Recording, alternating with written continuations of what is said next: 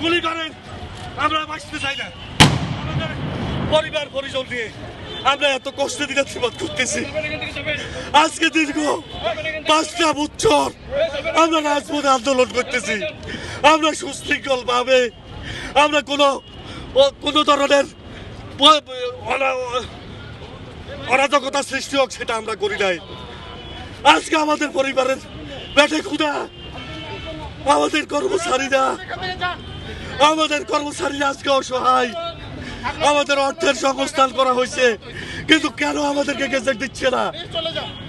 এই জাতির কাছে আমি কথা বলতে পারতেছি না।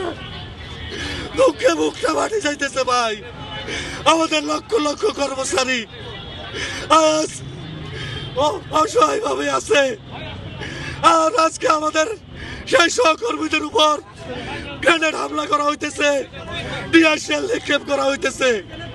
এই জাতির কাছে আমার প্রশ্ন, আমরা কি এটার জন্য জনগণের সেবা দিচ্ছি? আমরা তো জনগণের সেবক, আমরা জনগণের জন্য কাজ করি।